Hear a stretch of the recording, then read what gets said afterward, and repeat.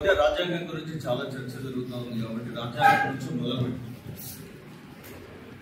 భారత రాజ్యాంగంలోని ఆర్టికల్ 21 ప్రకారంగా జీవించే హక్కు అనేది ఒకటి. ఆ జీవించే హక్కు కోసం అనేక సందర్భాల్లో సుప్రీంకోర్టు తలుపు తగ్గినప్పుడు ఆ సుప్రీంకోర్టు ఏం చెప్తుందంటే జీవించే హక్కు ఆరోగ్యంగా జీవించే హక్కుగా కూడా ఉండాలి అని చెప్తుంది. ఇది ఆదేశిక సూత్రాలు ఉంది, రైట్ గా సార్ ఇంతకుముందు చెప్పినట్టు ఆరోగ్యంగా జీవించడం అనేటటువంటిది ఒక ప్రాథమిక హక్కుగా లేదు, ఆదేశిక సూత్రాలుగా ఒక సుప్రీంకోర్టు నిర్వచనంగా తాను ఇచ్చినటువంటి నిర్వచనంగా మాత్రమే ఉంది. కాబట్టి నేను ఆరోగ్యంగా బతకడానికి అవసరమైన ఏర్పాటు చేయాలి ప్రభుత్వం అనేటటువంటి డిమాండ్ ప్రజలు నెరవేర్చుకోవాల్సిన అవసరమైతే ఒక హక్కుగా మాత్రమే దీన్ని సాధించుకోవాల్సినటువంటి అవసరం మనకు ఉంటుంది, ఆదేశిక సూత్రంగానే ఉంది. కాబట్టి ఇది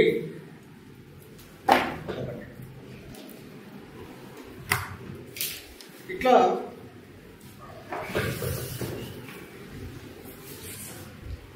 ఆరోగ్యంగా జీవించడం అనేటటువంటిది ఎట్లా ఉండాలి అనేది వరల్డ్ హెల్త్ ఆర్గనైజేషన్ ఒక నిర్వచనం ఇచ్చింది. ఆ నిర్వచనం ఏం చెప్పింది అని అంటే భౌతికంగా మానసికంగా ఆరోగ్యంగా ఉండడమే ఆరోగ్యంగా ఉండడం, జబ్బు లేకపోవడం వల్ల ఆరోగ్యంగా ఉండడం అనేది కాదు.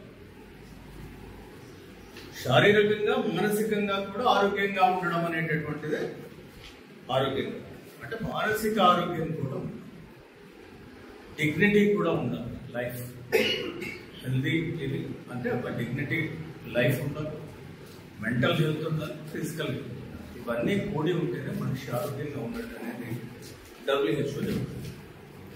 అయితే ఇందులో నేను ఆరోగ్యం అనగానే రెండు విషయాలు వస్తాయి. ఒకటి ప్రైమరీ హెల్త్, టెరిషరీ హెల్త్, ఇవన్నీ కూడా డాక్టర్లు ఇస్తారు.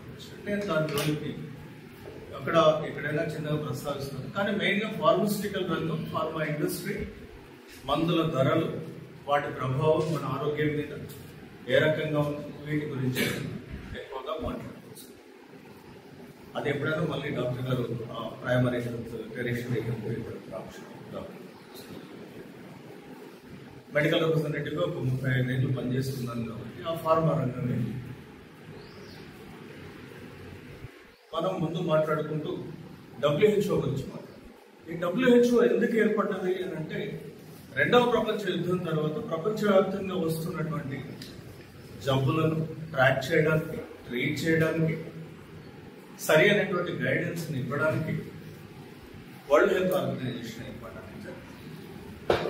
అదొక్కటే కాకుండా వరల్డ్ వార్ II సందర్భంలో హిట్లర్కి కొన్ని ఫార్మా కంపెనీ, ABSF అనే కంపెనీ, బాయర్స్ హెక్స్ట్ అనే కంపెనీ కాన్సన్ట్రేషన్ క్యాంపుల్లో పెట్టినటువంటి ప్రభుత్వ వ్యతిరేకులను చంపడానికి పాయిజనస్ గ్యాసెస్ కూడా ఉత్పత్తి చేస్తారు. మందులనే ఉత్పత్తి చేయలేదు కంపెనీ. నియంతలకు ప్రజల్ని చంపడానికి, తన వ్యతిరేకులను చంపడానికి పాయిజనస్ గ్యాసెస్ ని తయారు చేసి ఇవ్వడానికి కూడా ఈ కంపెనీలు ఉపయోగపడతాయి. అందువల్ల కూడా WHO ఏర్పాటు అనేది అవసరం. ఈ నేరపూరితమైనటువంటి చర్యలు ఈ ఫార్మా కంపెనీలు చేపట్టారు. ఇవి ఆ తర్వాతి కాలంలో ఏం జరిగింది, ప్రపంచ న్యాయస్థానం వీటికి శిక్షలు విధిస్తే ఈ కంపెనీ 4 భాగాలుగా విడిపోయి మార్కెటింగ్ మొదలు. ABSF అనే కంపెనీ ముక్కలుగా విడిపోయి మళ్ళీ ఈ రోజున ప్రపంచంలో ఇప్పుడు ఉండేటటువంటి గ్లోబలైజేషన్ లో తిరిగి మొనోపోలీ కంపెనీస్ కానీ ఉన్నాయి. బాయర్స్ పేరు రైతు రంగంలో ఉన్నవాడు ఏముంటారు, హెక్స్ట్ అనే కంపెనీ, అబ్బాట్ అనే కంపెనీ, శాండోస్ అనే కంపెనీ, ఇవన్నీ కూడా తిరిగి అతిపెద్ద కంపెనీలుగా, బహుళజాతి కంపెనీలుగా అతిపెద్ద మార్కెట్ షేర్ కలిగి. సో ఇట్లాంటి కంపెనీల ఎగ్జిస్టెన్స్ ఇంకా ప్రపంచం. ఇక భారతదేశానికి వస్తే ఈ ఆధునిక ఫార్మా కంపెనీల కంటే ముందు కూడా మనకి వైద్య వ్యవస్థ ఎంతో కొంత ఉంది, మూలికల ద్వారా, ఆయుర్వేదం అనే పేరు మీద. కానీ మనువాదం గురించి కూడా మనం ఈ మధ్య చాలా ఎక్కువగా మాట్లాడుతున్నాం. మనుస్మృతిని దహనం చేస్తున్నారు, మనువాదానికి వ్యతిరేకంగా కొట్లాడుతున్నారు బహుజనులు, దళితులు, అగ్రవర్ణం. ఈ మనువు ఒక నిబంధన విధిస్తారు. ఎవరైతే వైద్యాన్ని చేస్తారో ఆ వైద్యం చేసిన వాడు వ్యభిచారితో, అంటరాని వాడితో సమానం. కాబట్టి వాడి చేతి మంచినీళ్ళు, వైద్యం, వాడు అందించే వైద్యాన్ని ఎవరు అందుకోకూడదు. ఆ రకంగా భారతదేశంలో దేశీయంగా డెవలప్ అవుతున్నటువంటి ఆయుర్వేదం అనేటటువంటి వైద్యాన్ని అణిచివేస్తారు. అది డెవలప్ కాకుండా చేస్తారు. అయినా అది కొంత ఎగ్జిస్టెన్స్లో ఉంది అక్కడక్కడ, ఇంకా అది నడుస్తుంది. కానీ దాన్ని అణిచివేయడానికి మనువాదం కూడా తన ప్రయత్నం ద్వారా చేసింది. ఎందుకు? దేవుడిని ప్రశ్నిస్తాడు. వైద్యం ద్వారా మనిషి నయమైతే దేవుడు ఉనికిని ప్రశ్నిస్తాడు. సైన్స్ డెవలప్ అవుతుంది, సైంటిఫిక్ టెంపర్ డెవలప్ అవుతుంది. కాబట్టి దీన్ని మతం వైద్యాన్ని ఆ రకంగా అణిచివేసేటటువంటి ప్రయత్నం చేసింది. ఇది కూడా మనం గుర్తు. అక్కడ నుంచి మనం ఫార్మా ఇండస్ట్రీ అనేటటువంటి ఆధునిక పరిశ్రమలకు వస్తే, బ్రిటిష్ వాళ్ళు ఈ దేశంలో ఫార్మా మందుల్ని ఇంపోర్ట్ చేసుకునేవారు. మనకు ఇంజనీర్స్ పరిశ్రమలు ఏం లేవు, వారు బ్రిటిష్ కాలం. 1947లో స్వాతంత్రం వచ్చిన తర్వాత అప్పటికి 10 కోట్ల రూపాయల టర్నోవర్ కలిగి ఉంటుంది భారత మందుల పరిశ్రమ, ఆధునిక మందుల పరిశ్రమ. బహుళజాతి కంపెనీలు, ఇతర ఇండియన్ కంపెనీస్ ఏం లేవు. వాటి టర్నోవర్ ఒక 10 కోట్ల రూపాయలు.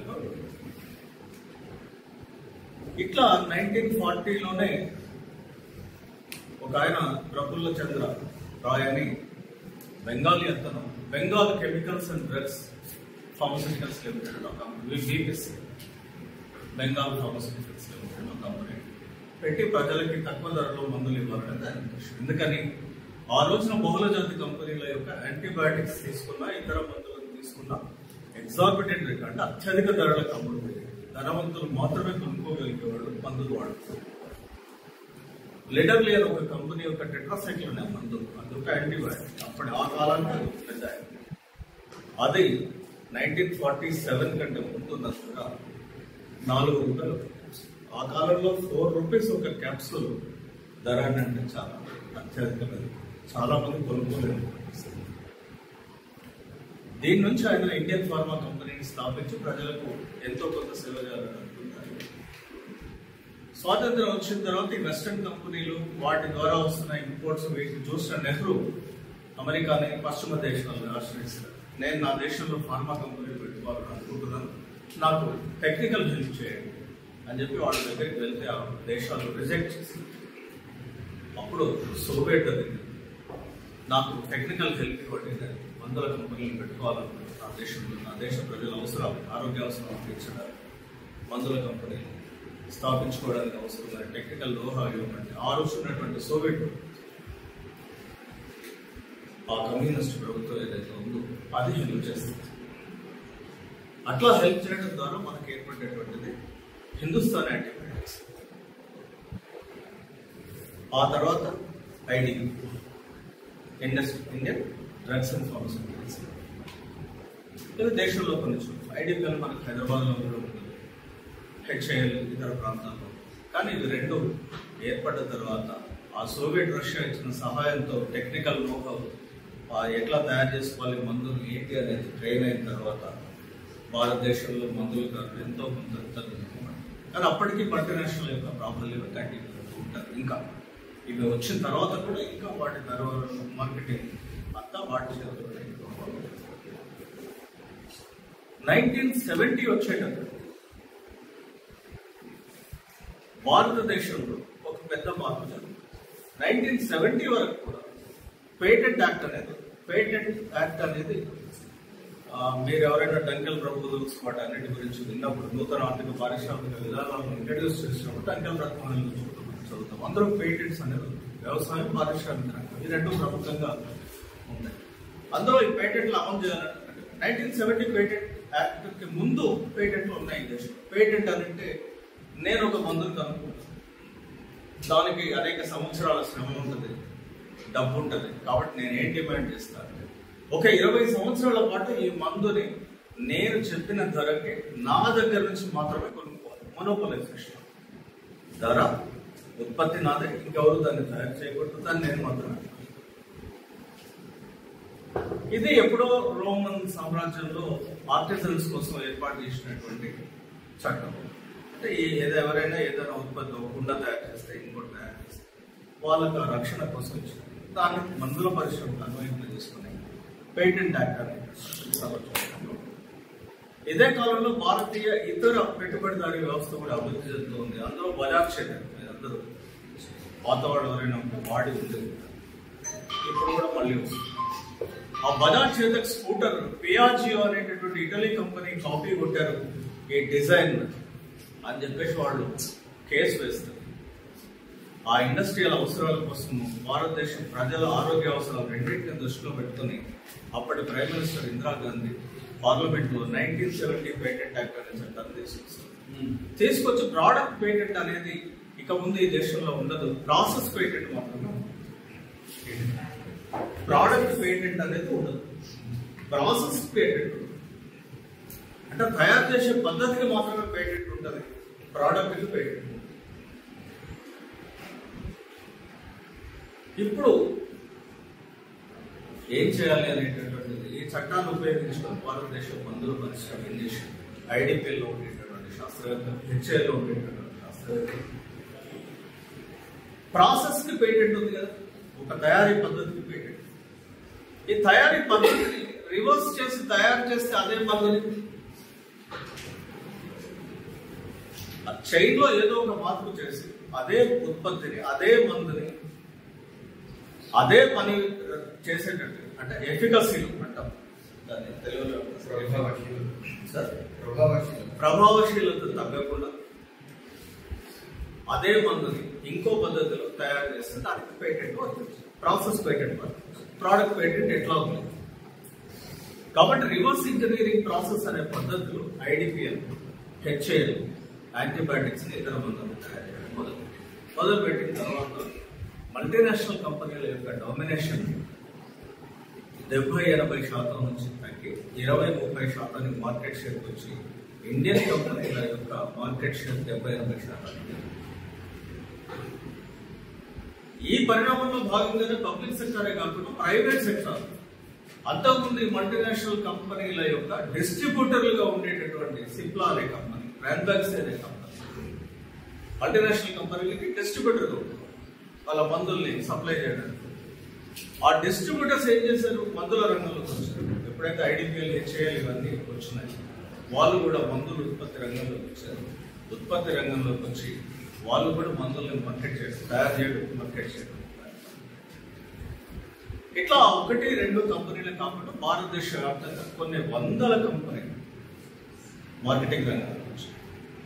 ఒక ప్రైవేట్ రంగంలో కాకుండా పబ్లిక్ సెక్టర్ లో ఆయా రాష్ట్ర ప్రభుత్వాలు కూడా కొన్ని వందల కంపెనీలు ఏర్పాటు చేస్తారు. తమిళనాడులో టీడీపీఎల్, తమిళనాడు దాదా ఫార్మస్యూటికల్స్ లిమిటెడ్, రాజస్థాన్లో Rajasthan drugs and pharmaceuticals limited, కర్ణాటకలో కర్ణాటక యాంటీబయాటిక్స్. ఇట్లా ఆయా రాష్ట్ర ప్రభుత్వాలు ఆ రాష్ట్ర ప్రజల అవసరాల నిమిత్తం కూడా ప్రభుత్వ రంగంలో మందుల పరిశ్రమలు ఏర్పాటు చేస్తారు. వీటన్నిటి పర్యవసానంగా ప్రపంచవ్యాప్తంగా చూసుకున్నప్పుడేమో భారతదేశంలో మందుల ధరలు తక్కువ కంపారిజన్. కానీ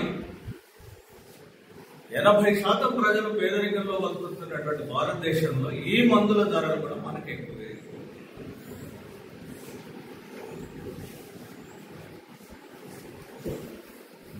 ఫార్మా కంపెనీల యొక్క లాభాలు ఎట్లా ఉంటాయంటే ప్రపంచంలో ఆయుధాలు మొదటి అత్యంత లాభదాయకమైన వ్యాపారం ప్రపంచంలో ఆయుధాలు, 2 మందులు.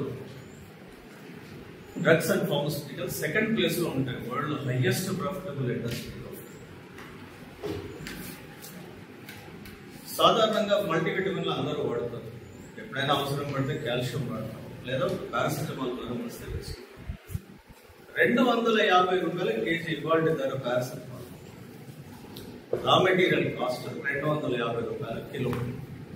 ఒక పారాసిటమాల్ టాబ్లెట్ తయారు కావడానికి 6 పైసలు ఖర్చు అవుతుంది.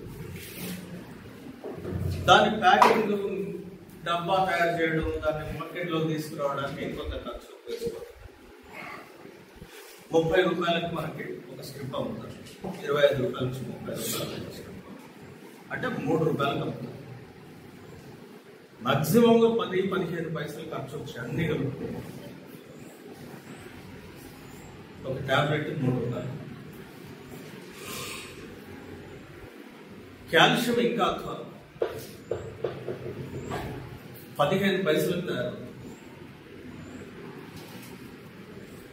100 టాబ్లెట్ల బాక్స్ దాదాపు 350 250.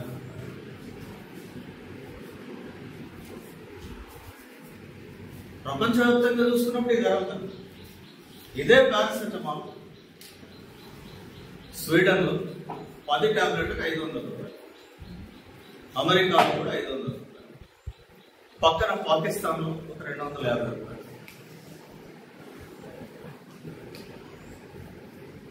అట్లా చూసుకుంటే భారతదేశంలో తక్కువ. కానీ ఫార్మా కంపెనీల ప్రాఫిటబిలిటీ చూసుకుంటే 300% నుంచి 3000%. దీన్ని మనం నియంత్రించమని అడుగుతున్నాం. డ్రగ్ ప్రైస్ కంట్రోల్ ఆర్డినెన్స్ అని ఉంటుంది, నేషనల్ ఫార్మా ప్రైసింగ్ అథారిటీ అని ఉంటుంది. కానీ నియంత్రణ ఎక్కడ మనకు కాదు. కొన్ని మందులు అసలు కంపెనీలు ఉత్పత్తి చేయరు. డయాబెటిక్, ఇవాళ డయాబెటిక్ క్యాపిటల్ అంటున్నాం, కానీ డయాబెటిక్స్ తో సమానంగా ఎప్పటి నుంచో ట్యూబర్క్లోసిస్ లో ప్రపంచంలోనే నెంబర్ 1 భారతదేశం. టీబీ డ్రగ్స్ ఇవాళ ఉత్పత్తి చేయడం లేదు చాలా కంపెనీ, ఎందుకంటే ధర నియంత్రించారు. కాబట్టి ఆ ధరకు అమ్ముకుంటే నాకు ఇంత లాభం లేదు, ఇంత లాభం లేదు కాబట్టి టీబీ మందులు మేము ఉత్పత్తి చేయాలి.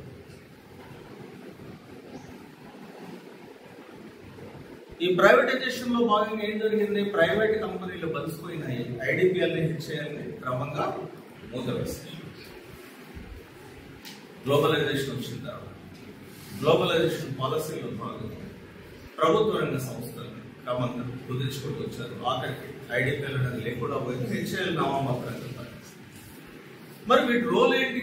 ప్రైవేట్కి దీనికి పోల్చుకున్నప్పుడు మనం ఎప్పుడైనా గుర్తు చేసుకుంటే 94 సూరత్ ప్లేగ్ వ్యాధి, if I'm not wrong, Surat లో ప్లేగ్ వ్యాధి వచ్చింది.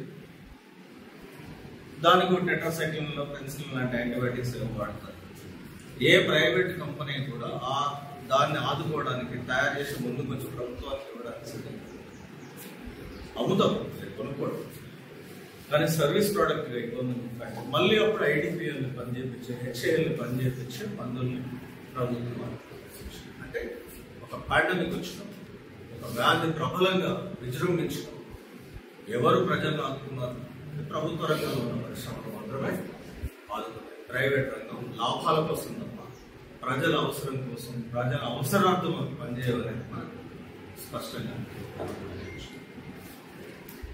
ఇంకా ఫార్మా రంగం గురించి మనం మాట్లాడుకుంటే చాలా మందులను ఉత్పత్తి చేస్తాయి, చాలా అనవసరమైన మందుల్ని కూడా అవి ప్రమోట్ చేస్తాయి.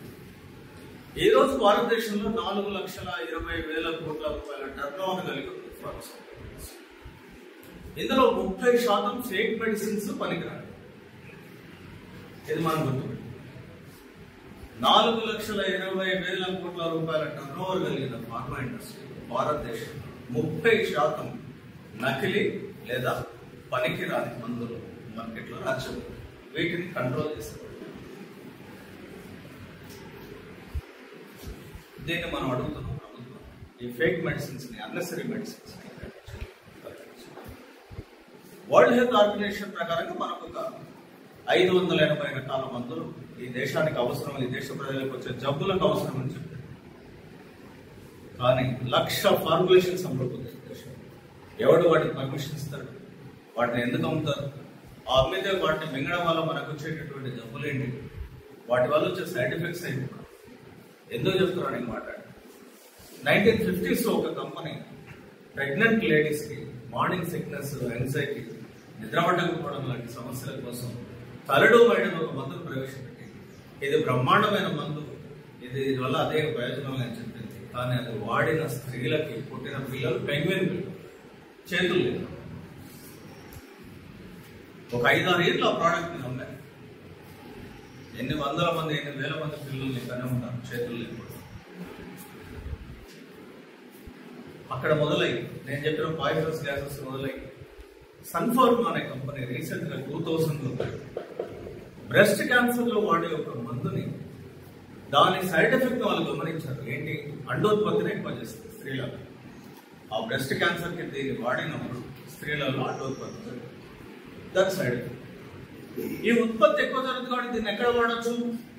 పిల్లలు పుట్టడం లేదు అని చెప్పి IVF ఎవరైతే ట్రీట్మెంట్ కోసం వెళ్తున్నారో పిల్లలు కావాలి వాళ్ళ మీద దీన్ని ప్రయోగించవచ్చు. కానీ ఇదేంటి? క్యాన్సర్. ఈ క్యాన్సర్ డ్రగ్ ఆ స్త్రీల మీద వాడటం వల్ల ఏం జరుగుతుంది? దీన్ని బయట పెట్టినప్పుడు లెఫ్ట్ పార్టీ ఎంపీలకు మా ఆర్గనైజేషన్ ఆ రోజున మెడికల్ రిప్రజెంటేటివ్ యూనియన్ FMRA వాళ్ళకి ఇచ్చి ప్రశ్నించమని అడిగినప్పుడు పార్లమెంట్లో సుష్మా స్వరాజ్ గారు ఆరోగ్య శాఖ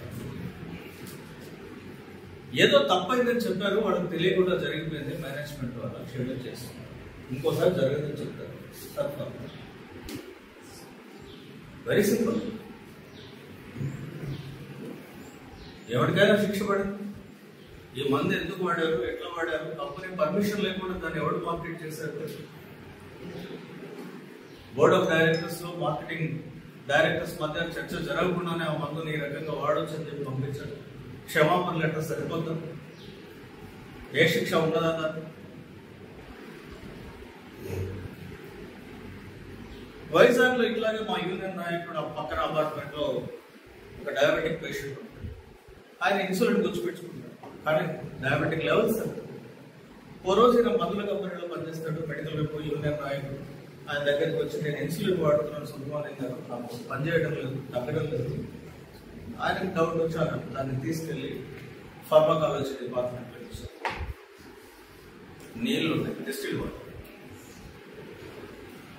చాలా పెద్దగా ఉంటాయి. ఇవి ఒకటే చేయవు ఫార్మకా. ఈ రకమైనటువంటి కథలతో ట్యాక్స్లు ఎగవేస్తూ వందల వేల కోట్ల ట్యాక్స్లు ఎట్లా ఎగబెట్టారు? నేను పలానా మందుని ఒక 50 రూపాయలు హోల్సేల్ ధరకి ఇన్వాయిస్ క్రియేట్ చేస్తాను, కానీ దాని MRP ఒక 1500-1600.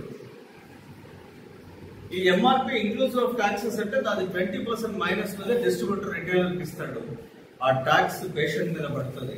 అంటే 1600 నుంచి 20% తీసేస్తూ 300 పోతే మిగిలిన 1300 మీద ట్యాక్స్ ని పేషెంట్ దగ్గర నుంచి వసూలు చేస్తాడు. దాని మాత్రం 50 రూపాయలు లెక్క గవర్నమెంట్ చూపిస్తాడు. 1300 మీద ట్యాక్స్ ని కస్టమర్ దగ్గర నుంచి కంపెనీ తీసుకుంటుంది అని ప్రభుత్వం.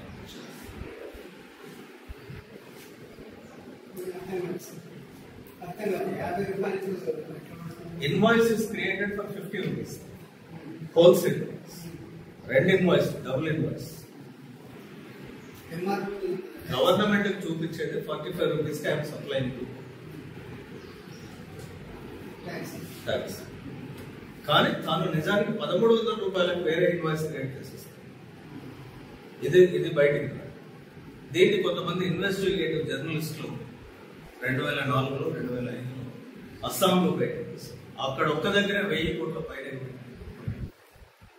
అందులో 700 కోట్ల రూపాయల ఒక సిప్లా అనే కంపెనీ. ఇట్లా ట్యాక్స్ ఎవేషన్ కి ఫార్మా కంపెనీస్ పాల్పడి మన దగ్గర నుంచి వసూలు చేస్తాయి, తీసుకుంటారు. ఇట్లా ఫార్మా కంపెనీలు ముప్పడిగా లాభాలను ఆర్జిస్తున్నాయి, ప్రజల్ని దోచుకుంటున్నాయి. కాబట్టి ప్రభుత్వమే ధరని నియంత్రించాలి. దాన్ని క్యాపింగ్ అని అంటున్నాం. అంటే నువ్వు వాడికి ఎంతో ప్రాఫిట్ 20%, 18%, 25% లేదా 30% నిర్ణయించి MRP నిర్ణయించి ప్రజల నుంచి మన ప్రభుత్వం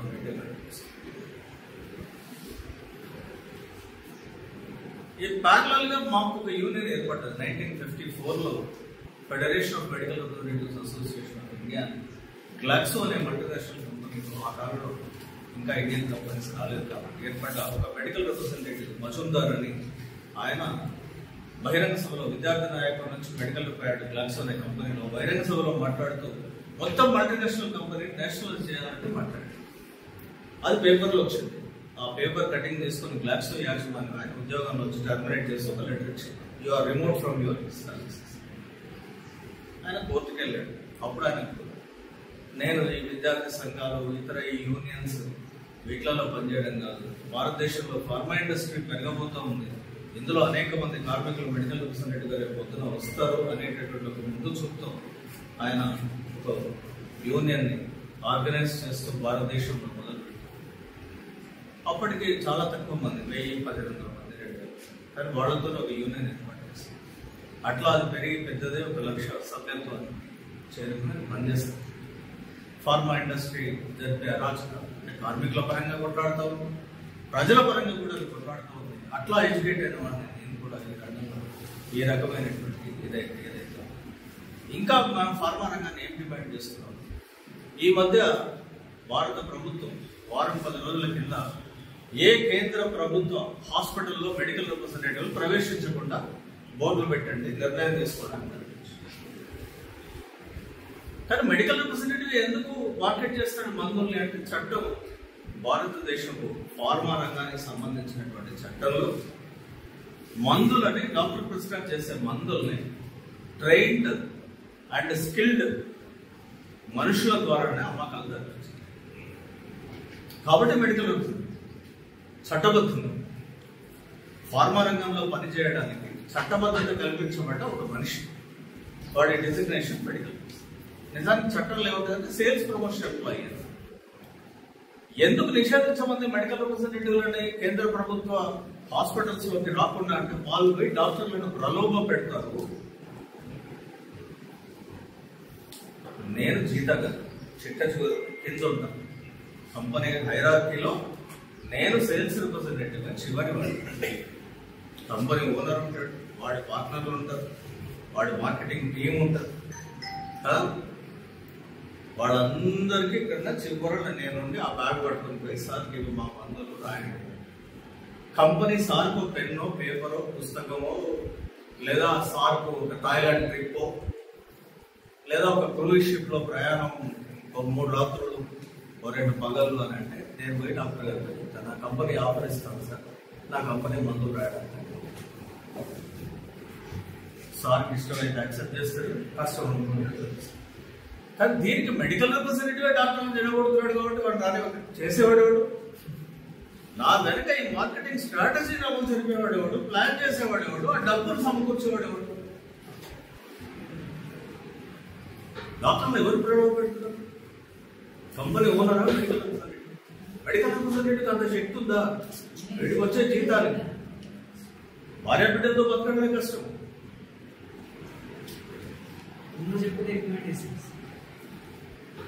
కాబట్టి కంపెనీలను నియంత్రించడం వర్గ స్వభావం. సార్ చెప్పారు,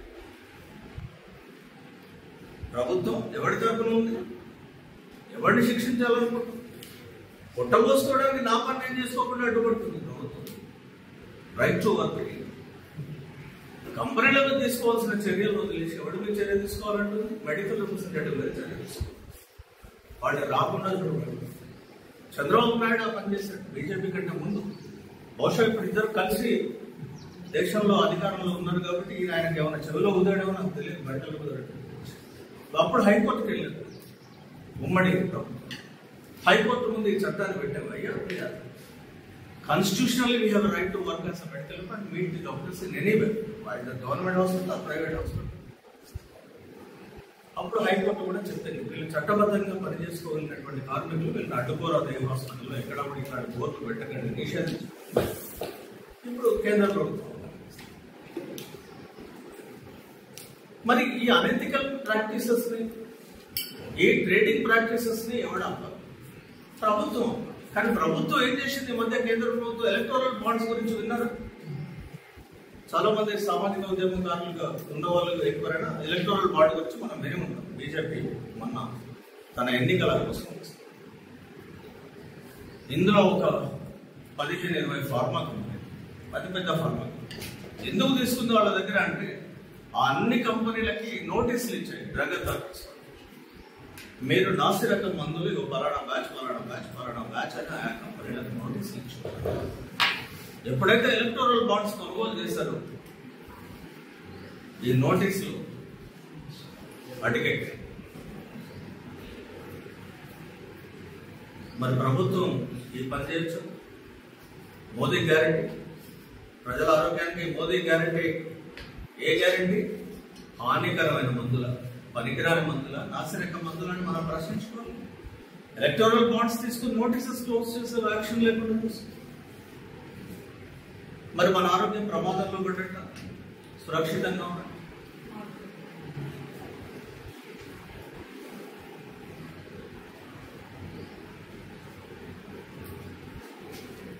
అట్లాగే చాలా అనెథికల్ ప్రాక్టీసెస్ నడుస్తుంది.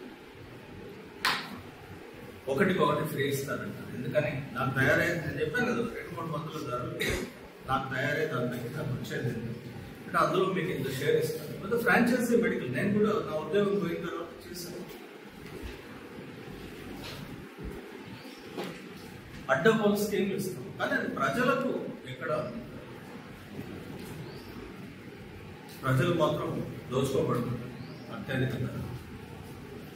2 ప్రైవేట్ రంగంలో 70-80% ప్రజలు వైద్యానికి వెళ్తున్నారు అవుట్ పేషెంట్గా. ప్రభుత్వ రంగంలో 30% నుంచి 35% అవుట్ పేషెంట్లు వెళ్తున్నారు. కానీ బెడ్ రేషియో చూసుకున్నప్పుడు ఇన్ పేషెంట్గా చేరే వాళ్ళు 50-50గా ఉన్నారు. ప్రైవేట్ హాస్పిటల్స్ లో 50% చేరితే ప్రభుత్వ ఆసుపత్రుల్లో కూడా ఇంకా బెడ్ రేషియోకి చేరాల్సి వచ్చినప్పుడు ట్రీట్మెంట్ తీసుకోవాల్సి వచ్చినప్పుడు మాత్రం ఇంకా ప్రభుత్వ రంగంలో నడుస్తుంది.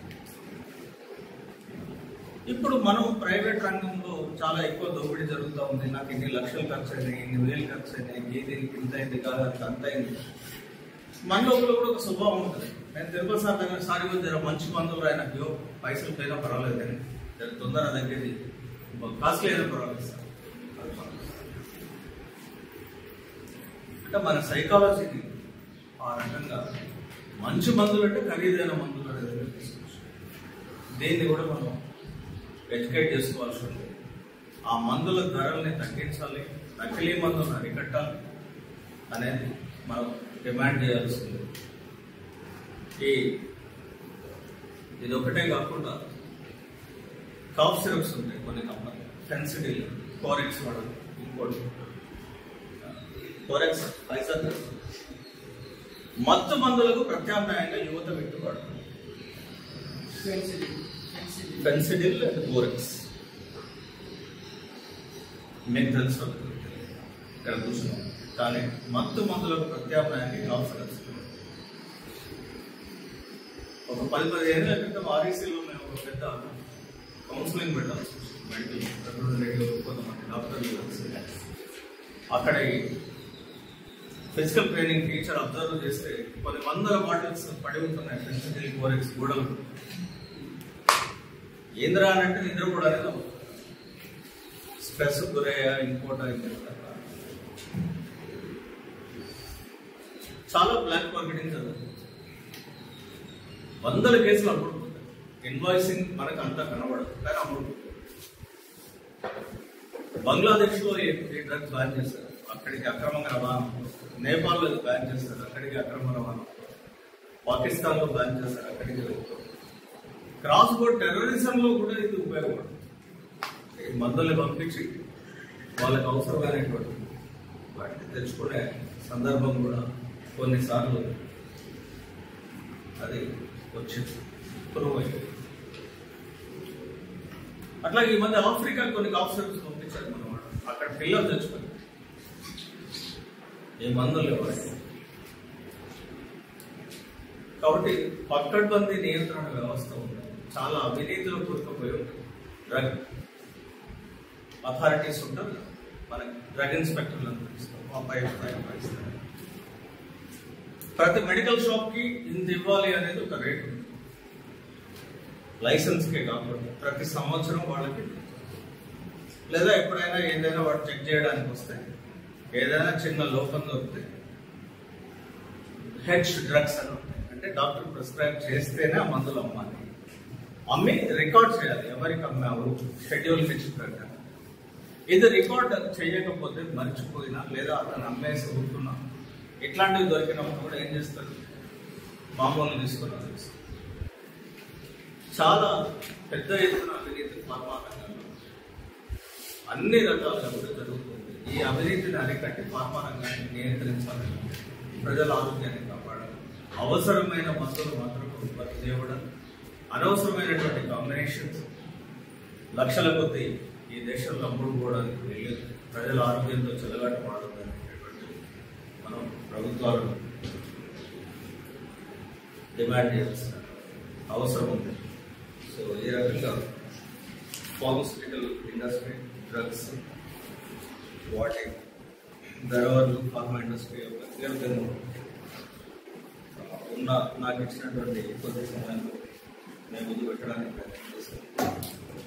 సో ఆరోగ్యంగా జీవించే హక్కు కోసమై కూడా పోరాడదామని మళ్ళొకసారి చెప్తూ థ్యాంక్ యూ.